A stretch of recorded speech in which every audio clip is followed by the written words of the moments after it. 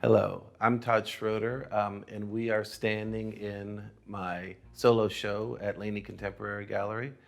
It's called X-Rated, and it represents my ongoing romance with paradox.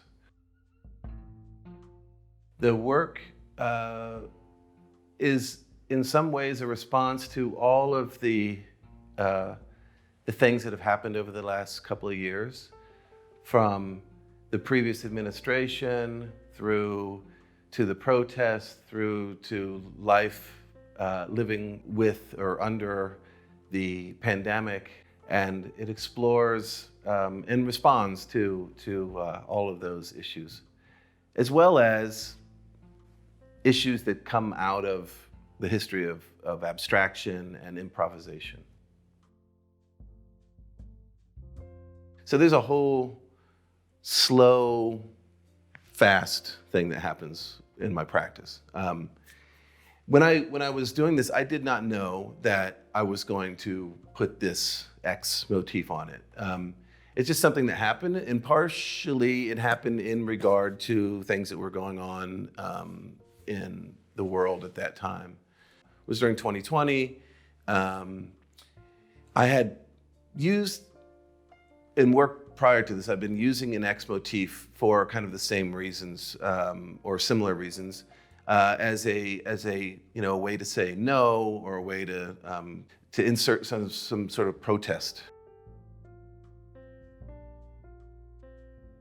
I inserted this X by just taking two pieces of masking tape and putting them on there very carefully, sealing it down, and then starting with the gray, just going at it with a big brush, standing over the top of it. I work on the floors and the size. One is I'm attracted to this rectangle. I like the size of this rectangle, but also the size is something that I can handle and move around easily in the studio, and also lay down on the ground and stand over and stretch out so I can actually move across the entire surface of the painting.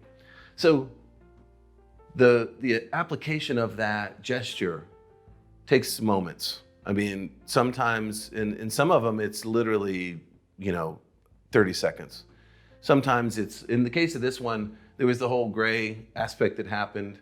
I stopped, let it set for maybe a couple hours, and then I did the darker gray, almost black mark on it.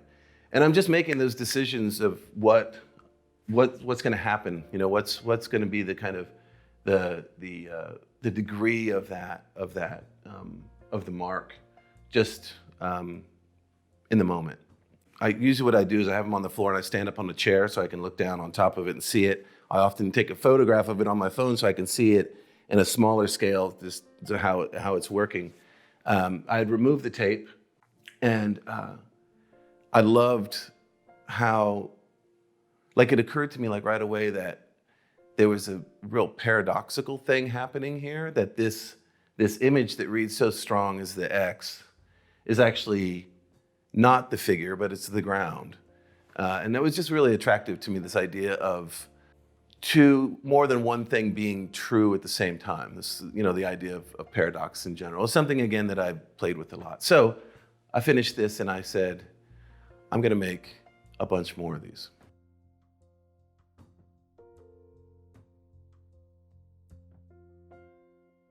In color theory, and the practical sort of application of color theory, you think about the opposite of the thing being its complement, which is an interesting idea, that the thing that is its opposite complements it. So anyway, again, ruminations on these ideas of paradox, perhaps, and the fact that I just aesthetically I don't go to purple. So I thought, well, I'm going to make some purple paintings.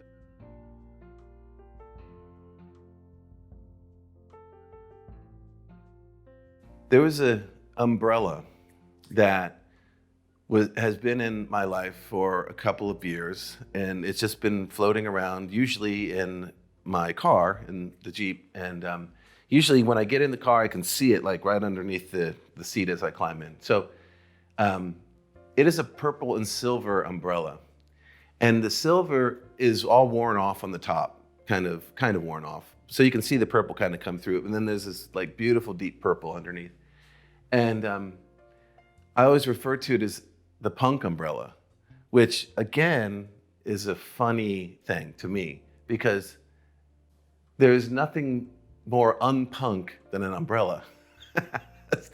So anyway, so what I did is I actually had that umbrella and I matched the colors of the umbrella. I matched those colors to start the painting. So this is the purple of that umbrella. And then this is silver. This is a silver paint mixed with a little bit of zinc white, kind of a translucent white. And then the painting next to it, I flipped the scenario. So the ground is the silver, and then the purple is on top of the silver. And it's the same purple as that one, but it's just that working on the ground changes the kind of intensity of the color. But this was the first one that was completed. One is the silver took forever and ever to dry, so that's ended up being a little bit later down the line. But through several years of making these kind of paintings, I notice all the time when I'm doing things like cleaning things, like soap suds on something. I used to have a stove that was a glass top on it, and I would clean that glass top with this like pasty soap stuff. And it would be this thing where I'd just make painting after painting on top of it, and I would be using like a scrub thing, like a paper towel or something. So what I decided with this one, instead of using my big brushes that I have been using for the other paintings, is that I would just use a paper towel and sort of apply it like you apply wax to a car or something like that. So I did the whole thing. Once I was happy with the surface and the color of that purple, I taped everything off and I mixed up a big bowl of the liquid paint, put on a glove and dipped my hand in, really saturated paper towel and just went at it. And I was super happy with the result. I mean, it's one of those things where it's so in the moment and I can't go back and futz with it at all. I was just really kind of happy with, I was just watching these things happen, and being like, yeah, I'm just going to leave it alone. And that's another tricky part of it, is that I've invested all of this time and effort into getting these surfaces perfect. And I do that really quick, and it's sort of like, there's a tension to that. I mean, I think there's a tension that happens in the work after the fact, but there's a tension in the making of it to not overdo it, not over rub it, not sort of kill the spontaneity that happens in it. And so this one is very much a similar thing. And I thought I'm trying to make a synthesis between the two, that kind of flowing motion of the first one with the yellow, and that kind of sort of vortex tornado thing that happens down there. I wanted to kind of do a similar thing, but I went back in it with the paper towels. But the nature of the paint is different and stuff. So, and I also was just moving in a different way. So it has the larger gestures.